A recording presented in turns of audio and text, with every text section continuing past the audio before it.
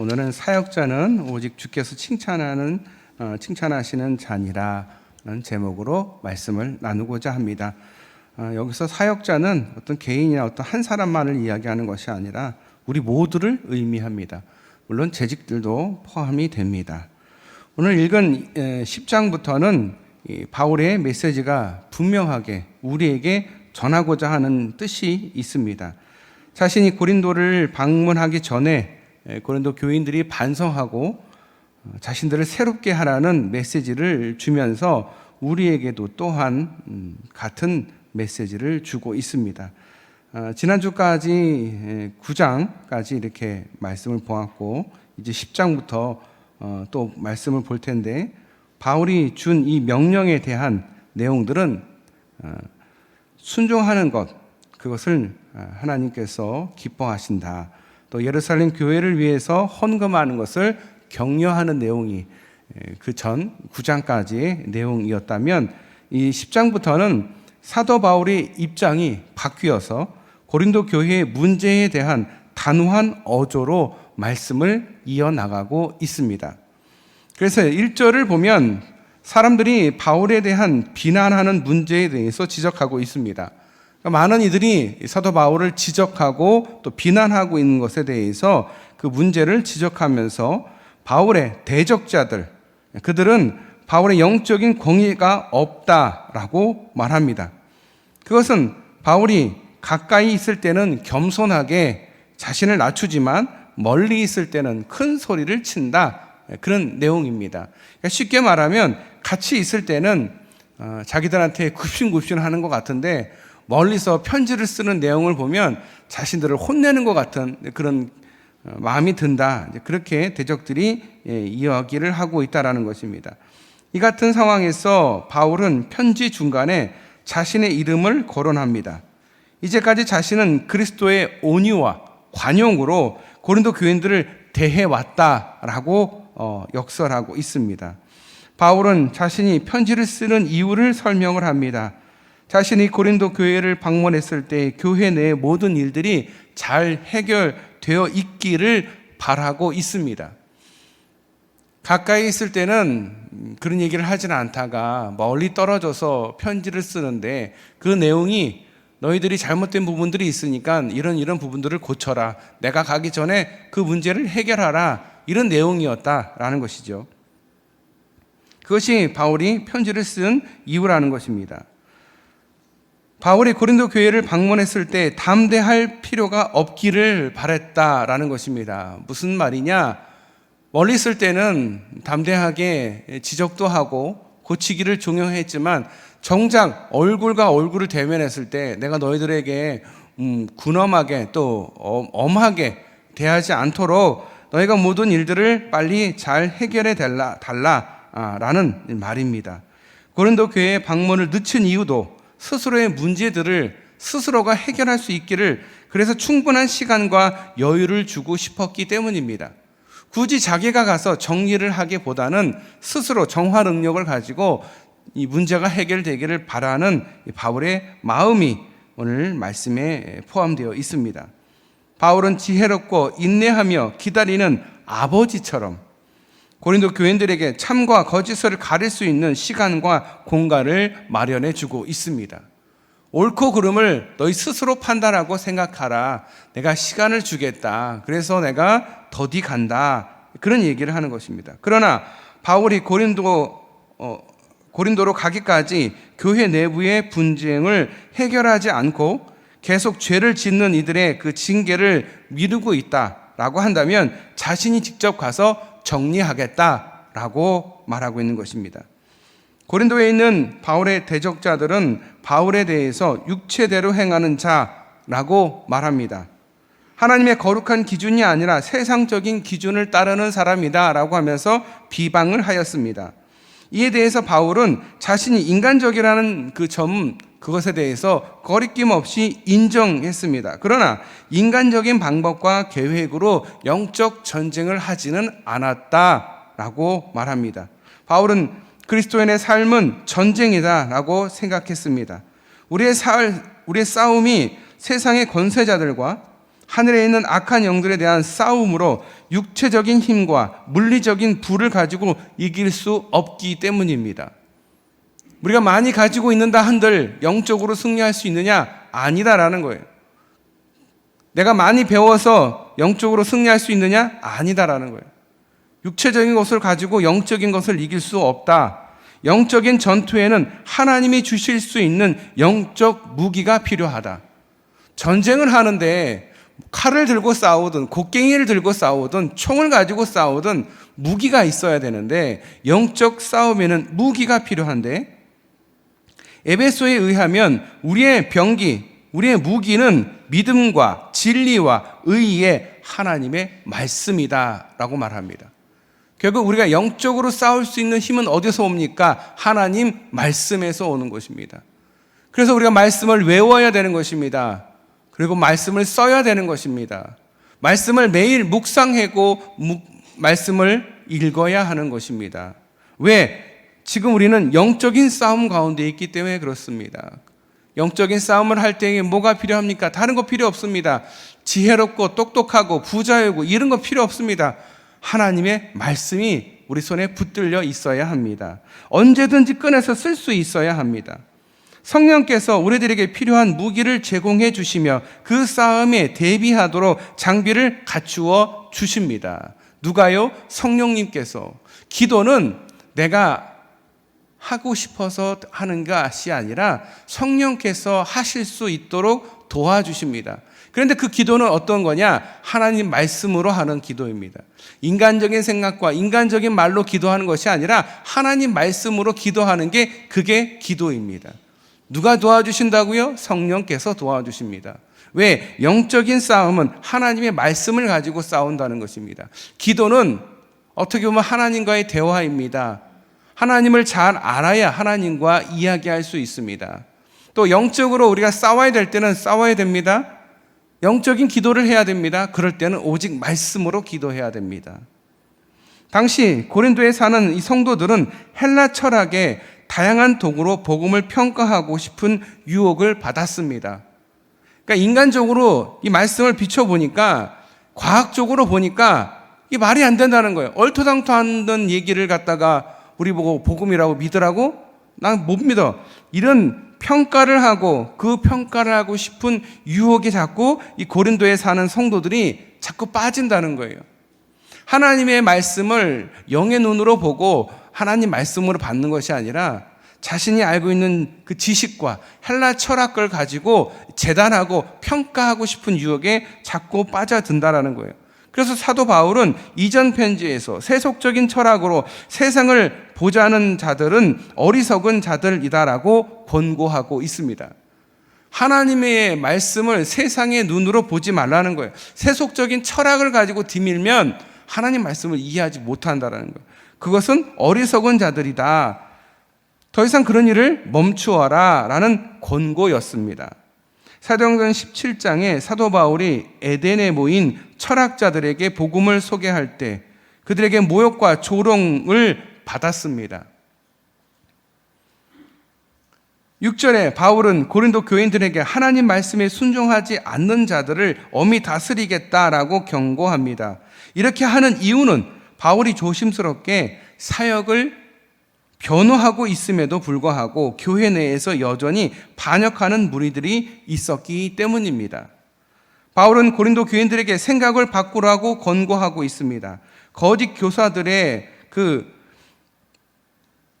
생각들, 그들의 계획으로부터 벗어나라. 히브리인들의 유산을 지닌 자신의 권위, 환상적인 체험 등 고린도 교인들은 거짓 교사들의 그 요란하고 또 그 요란한 자랑과 현란한 능력에 현혹이 되어 있어서 바울이 전해준 그 복음의 단순성에 눈이 멀었다라고 말합니다. 쉽게 말하면 이 유대인들, 이 히브리 사람들은 거짓 교사들인데 이 그들은 바울과는 달리 유대에서 왔기에 예수님이 실제로 살아계셨던 그 지상에서 그 사역하실 때에 예수님을 보았을 수도 있고 그래서 예수님에 대한 지식이나 경험을 가진 사람들이 분명히 있었을 것이고, 또한 그들은 바울과 달리 직접 예수님을 아는 사람도 있었을 것이다 라는 것입니다. 그러나 고린도 교인들은 이 다메섹 도장에서 바울이 개인적으로 예수님을 만나고 그분으로 인해서 바울이 영원히 변화된 사건을 확실히 그는 알고 있을 것입니다. 이 같은 상황에서 바울은 고린도 교인들에게 자신에겐 하나님이 주신 권위가 있음을 상기시켜 주고 있다라는 거예요. 거짓 교사들이 말합니다. 바울은 예수님을 직접 본 것도 아니고 예수님을 체험하지도 않았어. 근데 우리는 예수님과 같이 있었어. 우리 예수님에 대한 지식이 있고 예수님을 만난 경험들이 있어. 바울은 그런 경험이 없으니까 그 영적으로 권위를 인정하지 못하겠다라는 사람들이, 이 거짓 교사들이 있었다라는 거예요. 그러니까 그 두 것을 비교를 한다는 것이죠. 분명히 고린도 교인들은 다 알고 있습니다. 바울이 어떻게 예수님을 만났는지. 거짓 교사들은 바울을 무시하도록 부추겼지만 바울은 자신이 써서 보낸 이 편지의 내용들을 심각하게 받아들이라고 주장하였습니다. 거짓 교사 같은 사람들이 참 많습니다. 교회 안에서 목회자나 아니면 교회 리더들을 무시하라고, 그 사람들 별거 아니야, 이렇게 하는, 그를 공격하는 사람들이 분명히 있습니다. 그것은 사실 심각한 문제입니다. 바울은 고린도 교인들을 훈계할 수 있는 권위를 주님께서 받아서 자기가 소유하고 있다라고 말하고 있습니다. 바울은 자신을 자랑하거나 다른 이 설교자들과 비교하려 하지 않았습니다. 오로지 주 안에서 구원하시는 그 복음을 전하도록 주신 권위만을 자랑하였습니다. 당시 그리스에는 유창하고 설득력 있는 운병가들이 굉장히 많았습니다. 이 거짓 교사들은 선동적인 설교를 하였습니다. 바울은 의식적으로 철학이나 웅변을 하지 않고 복음의 메시지만을 전달하기를 원했습니다. 복음의 핵심만을 전달하고자 했기 때문입니다.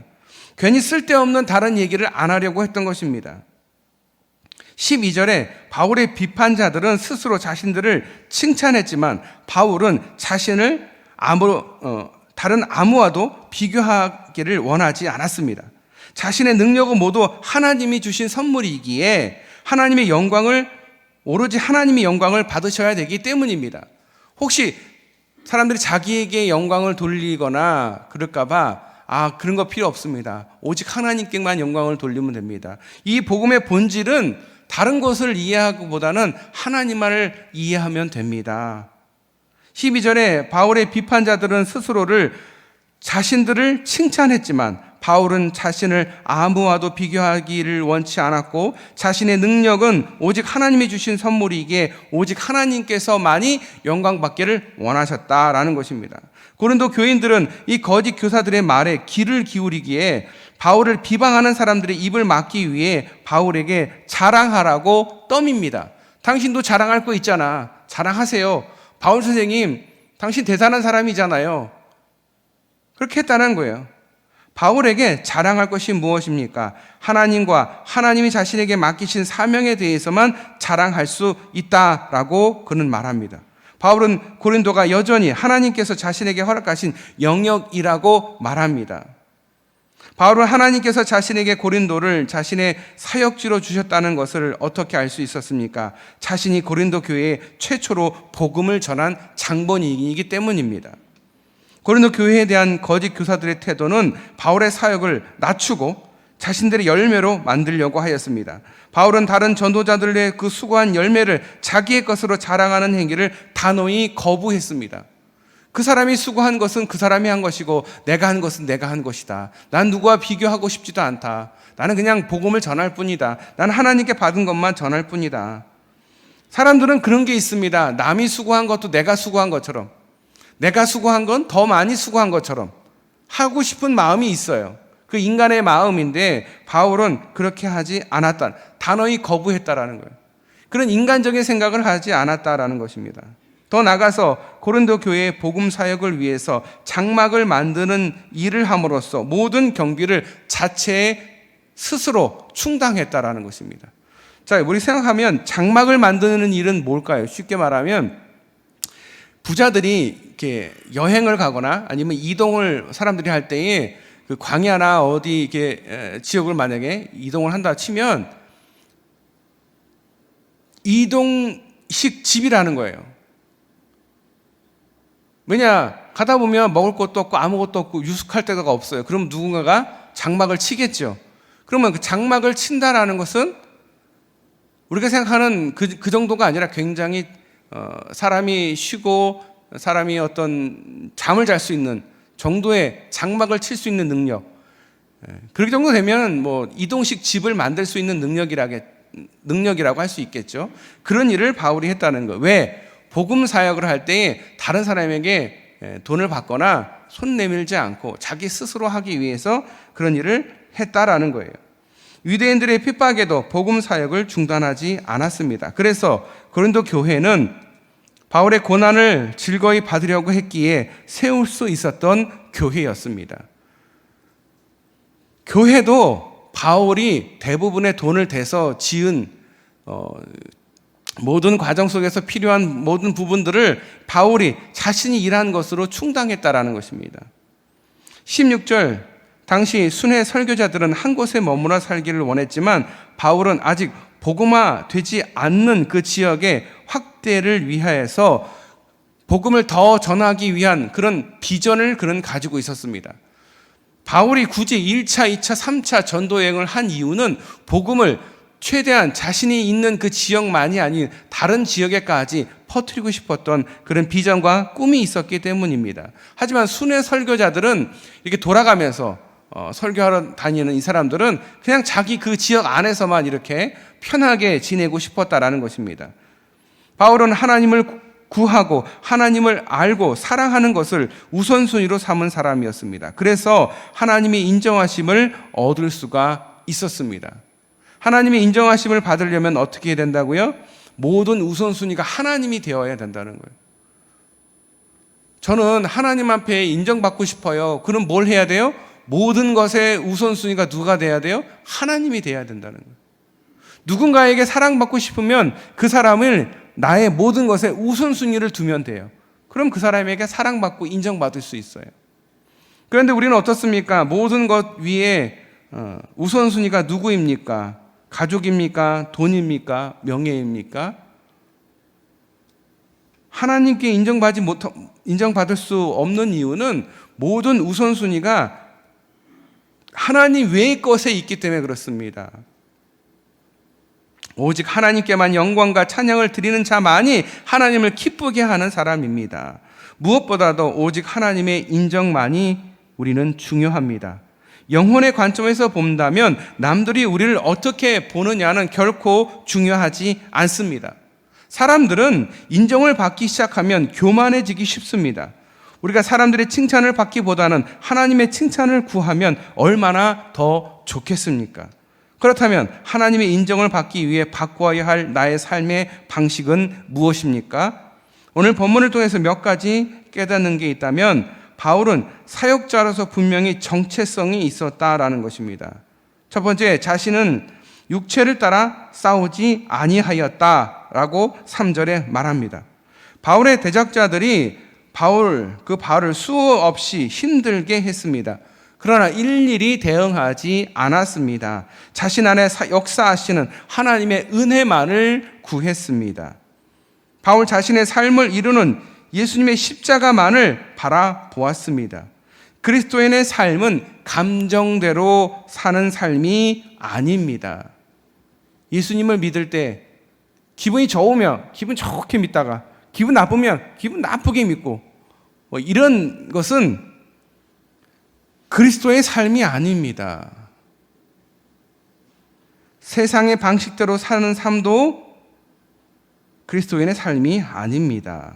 우리가 얼마나 가졌는지, 어디까지 배웠는지, 얼마나 신앙생활을 했는지가 아니라 주님께 얼마나 우리가 복종하는 삶을 사는가, 이것이 중요합니다. 자, 우선순위가 하나님이 되면 어떻게 될까요? 우리의 우선순위가 하나님이 되면 우리는 하나님께 최대한 복종하게 되어 있습니다. 하나님께 복종하면 어떻게 돼요? 우선순위가 하나님이 되는 거예요.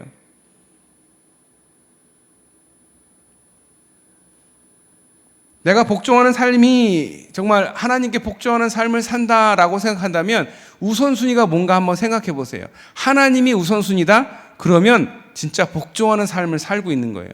하지만 하나님 말고 다른 것에 최우선순위를 두고 있다면 그거는 복종하는 삶을 살고 있는 게 아닙니다. 그것을 위해 살고 있는 것입니다. 그것이 무엇이든지 간에, 그것이 광물이든 그게 어떤 물질이건 어떤 추상적인 거든 어떤 생각이든지 간에 우선순위가 하나님이 아니라면 그것은 하나님께 인정받을 수 없습니다. 하나님을 기쁘게 할 수 없습니다. 그것은 그리스도인의 삶이 아닙니다. 주님이 내 삶의 주인이 되십니다 라고 고백은 하기 쉽습니다. 그러나 그 판단은 하나님이 하십니다. 하나님께 우리가 얼마나 복종하고 있는가, 내가 하나님을 얼마나 최우선순위로 하고 있는가. 어떤 사람이 면접을 봐야 되는데 면접 보는 날이 교회 가는 날, 그거 겹쳤어요. 그럼 어떻게 하겠습니까? 면접을 보러 가겠습니까? 교회를 가시겠습니까? 최우선순위가 하나님이라면 면접을 포기하겠죠. 면접을 포기하고 교회를 가고 또 다음에 다른 면접을 기다리겠죠. 대부분 어떻습니까? 요즘 공공기관에서 시험을 볼 때 대부분 주일날 많이 봅니다. 그래서 우리 청년들이 주일날 많이 빠져요. 제가 청년들을 한 4, 5년 정도 케어를 했고, 그리고 우리 교회, 태전교회 와서도 한 2년 정도 했었는데, 대부분 청년들이 주일날 빠지는 거 보면 다 그런 거더라고요. 공공기관에서 시험을 보니까, 주일날 보니까 좀 안타까워요. 근데 어떤 청년들은 그러면 안 본다는 거예요. 저희가 한 번은 그 신대원 시험 볼 때 탭스를 시험을 봐야 장신대 신대원을 들어갈 수가 있었어요. 근데 그 탭스가 맨날 주일날 시험 보는 거예요. 그래서 시험을 안 봤어요. 나중에 어떻게 했냐? 우리 장신대 교수님들이 교육부에 청원했어요. 주일날 우리는 다 주일을 지키는 사람들이어서 시험 보기가 어렵다. 탭스를 토요일 날 볼 수 있게 해달라. 그래서 1년에 3번 정도 탭스를 토요일 날 보게 만들었어요. 그게 그리스도인의 삶 아니겠습니까? 그렇게 못한다고 하면 내가 하나님을 최우선순위라 하지 못하는 것이죠. 내 삶의 주인이 하나님이 아니신 거죠.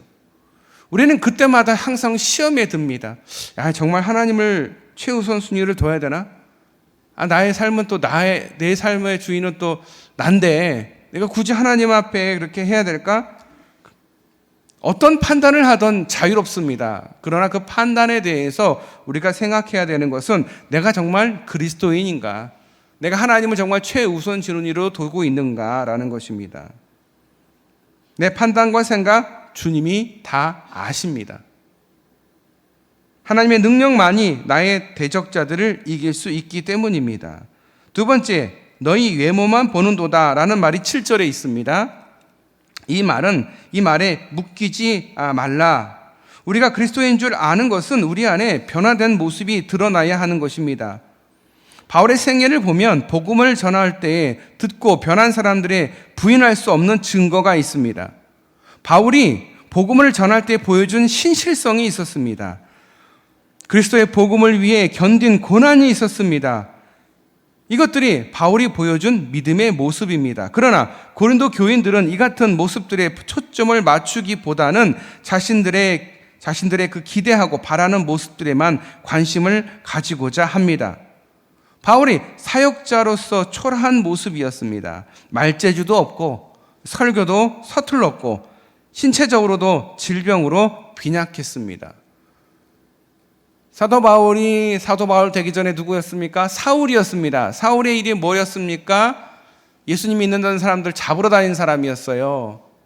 예수님 믿는 사람들 돌로 쳐 죽일 때 옆에서 옷 들고 있던 사람이 사울이었습니다. 그가 갑자기 하나님을 만나고 주님을 만나고 갑자기 설교자가 된 거예요. 예배자가 된 거예요. 난감합니다. 무슨 교육을 받은 것도 아닙니다. 물론 최고의 석학 아래서 수제자로 있었을 뿐이지, 그래서 설교도 잘 못하고 말재주도 별로 없고 인물도 별로 없고, 거기다가 예수님 만날 때 생겼던 그 안과에 관련된 질병, 그게 정확하게 뭐였는지는 모르겠지만 어쨌든 간질병 같은 병도 있었고 그냥 걸어다니는 그 종합병원이었다라는 거예요. 이것이 하나님의 사역을 감당하기에 도리어 유용한 도구가 되었습니다. 바울 자신의 연약함이 하나님의 그 위대하고 강하신 능력을 체험하게 해 주었기 때문입니다. 사역자는 하나님 앞에서만 정직해지기 위해 최선을 다할 뿐입니다. 있는 모습 그대로 주님이 받으십니다. 사역자는 우리의 삶의 목적과 방향이 주님께 향하고 있는가가 중요합니다. 사람들이 우리에게 대해서 어떻게 생각하느냐 중요하게 여기지 않습니다. 마지막 세 번째, 사역자는 오직 주께서 칭찬하는 자입니다. 당시 이 고린도 교회의 지도자들은 자신을 칭찬했다라고 합니다. 자신이 지닌 능력, 지식, 그것을 내세웠습니다. 더구나 자신들은 바울보다 낫다라는 자랑이 있었습니다. 이처럼 바울이 숱한 오해를 받으면서도 고린도 교회를 위해서 사역을 감당한 것은 오로지 한 가지, 복음을 위해서였습니다. 본인이 개척한 교회입니다. 그런데 그 개척한 교회 안에서 많은 비판과 비난이 있습니다. 그럼 보통 때려치지 뭐 교회가 여기밖에 없나? 그럴 수 있지만 바울은 그렇게 하지 않았다라는 거예요. 왜? 하나님께서 맡겨주신 일이고 하나님의 일이기 때문에 그러지 않았다라는 거예요. 사람들이 막 잘난 척을 하고 자기가 능력 있다 막 얘기합니다. 바울 너 그런 능력 없지? 나 이런 것도 있어. 막 이러면서, 그리고 숱한 오해를 받으면서도 끝까지 복음을 위해서 그 자리를 지켰다라는 거예요. 고린도 교회가 믿음 안에서 더욱 풍성한 삶을 살게 하기 위해서였습니다. 더 나아가서는 이방 지역 전체에 복음이 전해지기를 바랬기 때문입니다. 그래서 버텼던 것입니다. 이것이 주님이 기뻐하시는 삶의 모습입니다. 복음이 확장되는 그것을 위해서 사역자는 헌신해야 됩니다. 헌신하다 보면 많은 비방도 있을 테고, 비판도 있을 테고, 오해도 있을 테고, 공격도 있을 것입니다. 그러나 그것을 버텨내는 것, 그것은 복음을 전하기 위한 것입니다. 주님을 기쁘게 해드리기 위한 것입니다. 이것이 주님께 인정받는 길입니다. 어떤 분이 사람들에게 막 비난과 공격을 받아서 제가 집사님 많이 힘드시죠? 사람들이 막 이렇게 하시는데 얼마나 힘드시겠어요? 그렇게 말씀을 드리니까 아니에요, 목사님. 그럴 수도 있죠. 사람들이 별소리 다 하고 별 사람이 다 있는데요. 괜찮습니다. 그게 그리스도인의 삶 아닙니까? 제가 그 말에 은혜를 받았습니다. 나는 아직 멀었구나. 나는 아직 더 버텨내야 되겠구나. 그런 생각을 하게 되었습니다. 그것이 다 무엇을 위한 것입니까? 복음 확장을 위한 모든 사역자들의 헌신인 것입니다. 이것이 주님께 인정받는 길이기 때문에 그렇습니다. 바울이 복음 전도의 성공자가 될 수 있었던 것은 한결같은 사역이었습니다. 한 가지 일을 하려면 많은 고통이 있습니다. 한 가지 일을 끝까지 신실하게 할 수 있는 것 쉬운 일이 아닙니다. 별의별 일이 다 있습니다. 하지만 그것을 견뎌내는 것, 언행일치의 삶이요 신행일치의 삶이라는 것입니다. 사역자들은 말에 신중을 기해야 합니다. 우리 재직들에게, 또 우리 항존직들에게 드리는 말씀이기도 합니다. 말씀에 항상 신중하시기를 바랍니다. 우리가 내놓은 말은 우리 마음의 표현입니다. 많은 말을 하게 되면 자연스럽게 말실수를 하게 됩니다. 혹여라도 믿음이 연약한 사람이나 새가족들이 재직들이나 중직자들, 항존직자들의 말에 의해서 상처를 받게 된다면 그 값은 그 본인이 나중에 하나님 앞에서 갚으셔야 될 겁니다. 이거는 경고입니다. 가끔 보면, 우리 교회는 안 그런데, 제가 예전에 개척교회를 할 때, 예전에 한번 예를 드렸던 것 같은데, 개척교회를 할 때 한 분밖에 없는 집사님이셨어요. 근데 그 집사님이 새 가족이 와서 교회가 어떠냐 뭐 이렇게 막 이렇게 귀찮게 꼬치꼬치 물었나 봐요. 그랬더니 교회 뭐 별로예요. 뭐 설교 그냥 그렇죠. 약간 부정적인 얘기를 하셨던 것 같아요. 정확하게 저도 워딩을 듣지는 못했지만 어쨌든 그 세 가족이 나가면서 목사님한테 일렀어요. 내가 교회가 어떤지 몰라서 그 사람이 그래도 집사라서 물어봤더니 교회가 별로더라, 목사님 별로더라, 뭐 이런 얘기를 해서 내가 상처받고 나갑니다. 그런 얘기를 들으니 목사님이 얼마나 마음이 아픈지 하나밖에 없는 교역자인 저를 붙들고 밤새 그냥 주일날 저녁 내 그냥 저한테 막 시세 한탄을 하시는 거예요. 목회하기 이렇게 힘들어. 그 집사님 한 분밖에 없는 집사님인데 말 한마디 잘하면 그 사람 우리 교회에 오래 등록할 수 있는데 성의 없이 말한 것, 그것 때문에 나 너무 마음이 아파. 그런 말씀을 하시더라고요. 여러분, 전도하는 게 얼마나 힘든지 아시잖아요. 전도해봐서 아시잖아요. 그런데 그렇게 제 발로 찾아온 사람한테 그냥 생각 없이 말 한마디 해가지고 그 사람을 내보냈다라는 거예요. 그럼 목회자의 마음이 어떻겠어요? 그럼 목회자만 마음이 아프겠어요? 하나님도 마음이 아픈 거죠. 하나님이 어렵게 세 가족을 그 교회에 보내주셨어. 그랬더니 한 사람이 말실수를 해서 말을 그래서 항상 신중하게 하셔야 됩니다. 생각을 좀 하고 해야 되는데 우리가 이렇게 그냥 너무 쉽게 생각하지 않고 툭툭 뱉어내는 말, 실수를 많이 합니다. 그게 뭐 다른 사람뿐만 아니라 저도 그래요. 저도 그래서 가능한 말을 잘 많이 안 하려고 해요. 설교를 할 때도 교환에 이렇게 를 많이 보는 이유는 교환에서 벗어나서 자유롭게 할 수 있지만 하게 되면 뭔 말을 할지 나중에 제가 감당을 못할 말도 하기 때문에 그래서 가능하면 교환을 보려고 애를 쓰는 겁니다. 가능하면 대한예수교 장로의 그 신학에 맞게 설교를 하려고 애를 씁니다. 괜히 내 생각이 옳다 한들 이 생각과 다른 것을 만약에 전한다면 그 이단이 되지 않겠습니까? 그래서 이 중직자들 또 재직들 그리고 목회자들, 리더들은 말을 조심해야 돼요. 왜 그러냐? 옆에 있는 사람들, 신앙생활 같이 하는 사람들이 뭐라고 하냐면 권사님이 저런 얘기하실 줄 몰랐어요. 장로님이 저런 얘기할 줄 몰랐어요. 마음이 너무 아파요. 그런 얘기를 하는 분들이 계셔요.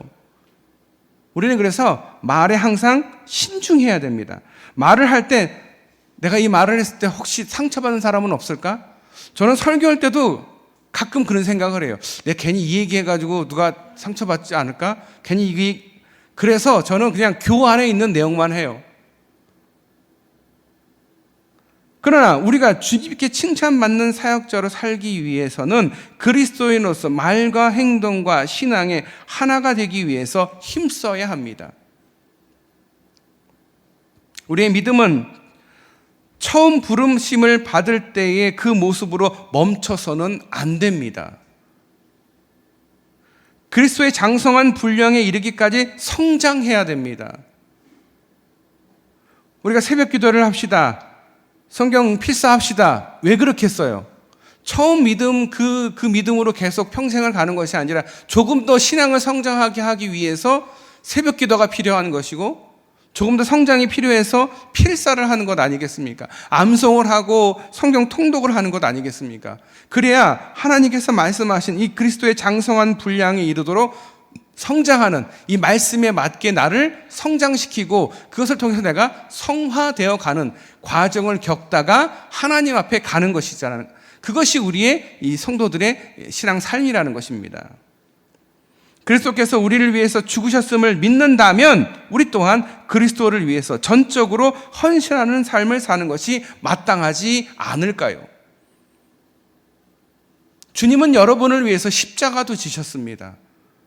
헌신하는 것, 충성하는 것, 하나님께 드리는 것, 십자가 지는 것보다는 가볍지 않겠습니까? 주님은 우리를 위해서 피를 흘리셨는데, 하나님께서 우리를 위해서 죽으셨는데, 우리는 헌신 못합니까?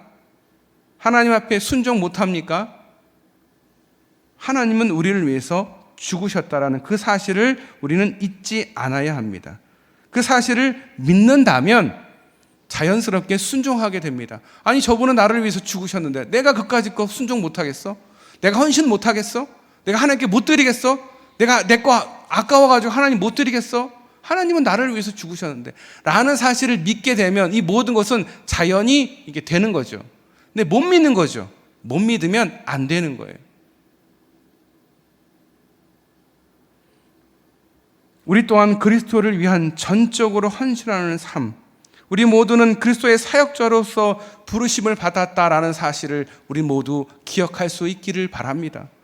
그냥 들러리가 아닙니다. 우리 교회에 그냥 들러리로 잠깐 왔다 가는 그런 사람이 아니라요, 하나님께서 우리에게 분명히 뜻을 갖고 우리를 부르신 사역자들, 우리는 모두 다 하나님의 그리스도의 좋은 일꾼들입니다. 하나님의 사랑받고 존경받고 인정받는 저와 여러분 되시기를 축복합니다. 기도하겠습니다. 하나님 아버지, 감사합니다. 복된 주일을 저희들을 불러주시고 그 부르심에 감사하며 그리스도의 장성한 분량으로 더욱 성장하기를 원합니다. 주님, 저희들의 마음속에 더욱 주님 앞에 가까이 갈 수 있게 하여 주시옵소서. 더 주님을 사랑하게 하여 주시옵소서. 더 주님 앞에 엎드려 순종하며 헌신할 수 있게 하여 주시옵소서. 주님은 우리를 위해서 죽기까지 하셨습니다. 우리는 이 사실을 믿습니다. 우리의 믿음이 자꾸 흔들린다면 주님 저희들을 채찍질하시고 저희들을 연단하여서 그 믿음이 흔들리지 않게 하여 주시옵소서. 더 그 믿음이 굳건히 설 수 있게 하여 주시옵소서. 우리 그리스도 앞에 전적으로 헌신하는 삶을 살게 하여 주시옵소서. 주님의 사역자로 부르심을 받았음을 잊지 않고 기억하며 주님 앞에 기쁨으로 나아가는 우리 모든 성도들 되게 하여 주시옵소서. 우리를 사랑하시고 구원하신 예수님의 이름으로 간절히 기도드리옵나이다. 아멘.